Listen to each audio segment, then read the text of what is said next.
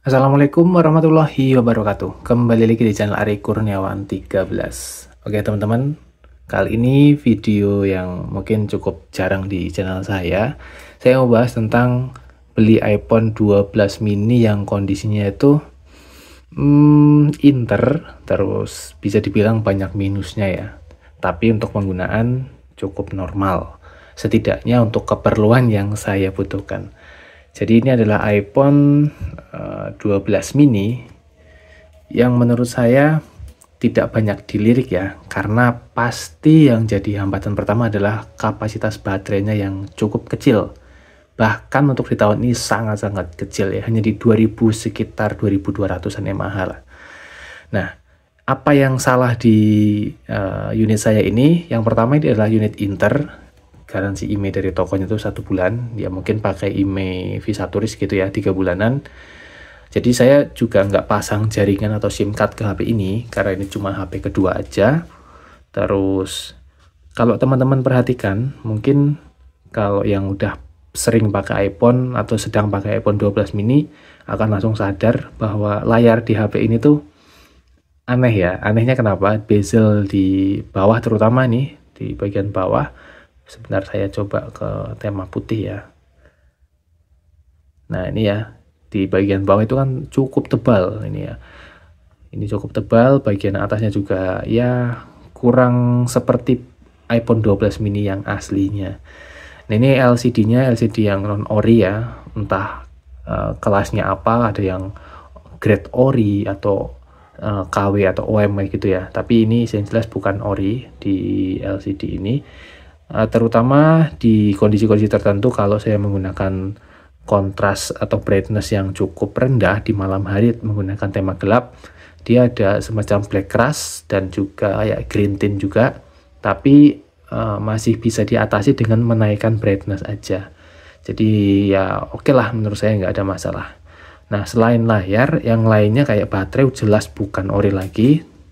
Kalau cek di Trio Tools itu baterainya sekitar di 82 atau 83% ya untuk baterai health-nya. Sementara di sini tertulis 100% kemarin nih, baru 2 hari. Ada 99% ya, itu suntikan ya, udah umum di banyakkan tempat yang jual-jual iPhone Inter tuh kayak gitu. Jadi kalau teman-teman nyari iPhone kok keluaran tahun lama, 4 tahun atau 3 tahun yang lalu, baterai health-nya di atas 90 itu hampir mustahil, apalagi Inter ya. Udah pasti unitnya bongkaran. It's okay, sejauh saya pakai, ini udah mau 2-3 harian dari saya beli, nggak ada kendala ya. Untuk fungsional semuanya berjalan. Nah yang saya butuhkan adalah kameranya ya. Ini kameranya nggak kayak gini, ini saya kasih frame dari IPWin ya. Kalau teman-teman sering beli temper kelas IPWin pasti dapat metal frame kamera kayak gini. Saya tempel supaya nggak gampang kegores aja sih, nggak ada alasan lain. Untuk kameranya saya pastikan masih ori ya. Saya cek di Trio Tools juga tidak ada penggantian part. Terus secara performa juga masih bagus, tidak ada yang aneh-aneh. Fokusnya juga tidak getar ya. Terus flashnya juga nyala, mic-nya bagus ya. Intinya untuk kebutuhan itu masih oke, nggak ada masalah buat saya. Dan ketika rekam untuk video kayak 4K 30, 4K 60, HP ini saya salutnya adalah tidak sepanas Google Pixel malahan. Google Pixel 7a saya ini kalau misalnya siang hari ngerekam gitu ya, diterik matahari siang-siang, pasti kena isu overheat atau nanti disuruh ngademin HP-nya dulu. Nah, anehnya, bukan aneh sih, ya mungkin itu yang aneh malah justru Google Pixel ya. Kok baru bentar kamu udah minta diademin. Kalau HP yang bodinya gede umumnya kayak HP Xiaomi kayak gitu biasanya lebih aman karena dia bodinya besar, jadi penyebaran panasnya baik. Nah tapi HP ini dan juga iPhone 8 yang biasa saya pakai itu bisa bertahan cukup lama untuk rekam 4K 30 fps ya. Bahkan biasanya kalah di baterainya udah mau habis duluan daripada dia overheat ya. Tapi tetap aja ketika rekamnya terlalu lama dan suhunya terlalu panas juga akan overheat juga, tapi tidak secepat di Google Pixel. Nah itu yang saya suka, karena ya kebutuhan recording video saya sih nggak sampai di atas 2 menit ya. Saya biasanya cuma rekam paling berapa puluh detik aja udah nanti ganti lagi gitu. Saya bukan tipe yang long movie atau long shoot movie panjang gitu, enggak ya, tipe workflow saya seperti itu. Untuk foto dan lain-lainnya sih it's okay, nggak ada masalah. Nah, untuk LCD KW ini saya bilang KW aja lah. Apakah turunnya nyala?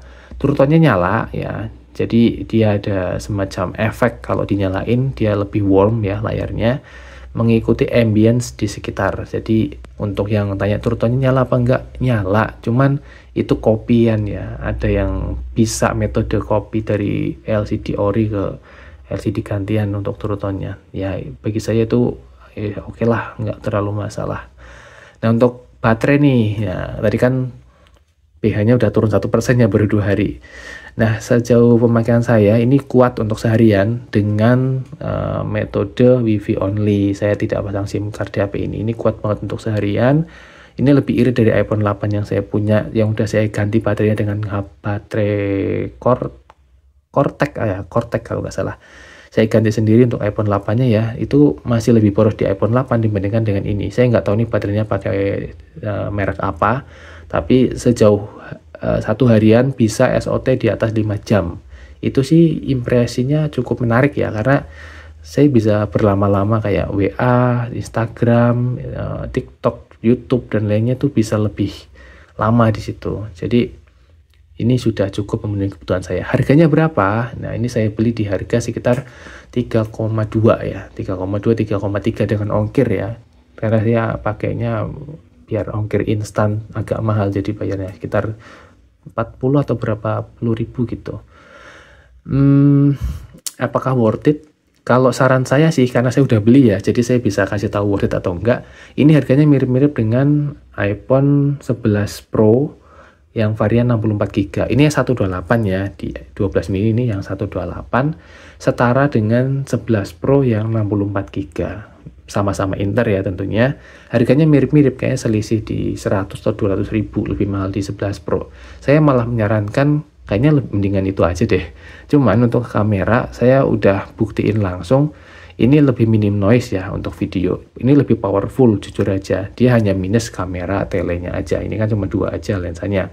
Kalau yang 11 Pro kan bisa dapat 3 lensa tuh. Kalau buat siang hari sih udah sama-sama bagus. Cuman kalau untuk low light, kecuali teman-teman metodenya studio ya, ada lighting, ambil 11 Pro tuh aman banget ya. Jadi karena pengalaman saya udah saya rasakan, yaitu saran saya ambil 11 Pro aja. Kalau cuma butuh misalnya saya pengen buat konten nih, buat foto atau produk gitu ya. Jadi 11 Pro lebih rekomend daripada beli 12 mini.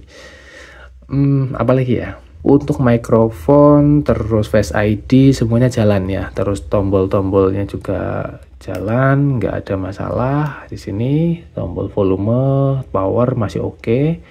Terus pengecasan juga normal saja, tidak yang cepat banget juga enggak, karena memang dia tidak terlalu cepat ya. Terus lama banget juga enggak, karena baterainya juga kecil, jadi ngecasnya ya lumayan cepet lah menurut saya, daripada di Pixel 7a ini lebih cepet di iPhone 12 mini ini. Selanjutnya buat gaming saya nggak main game di HP ini, saya sadar diri ini HP kecil, nggak enak, nggak nyaman. Buat main Mobile Legend aja ya, karena game saya kan cuma Mobile Legend, rasanya waduh udah nutupin satu skill 2-nya kayaknya bisa kepencet berbarengan gitu.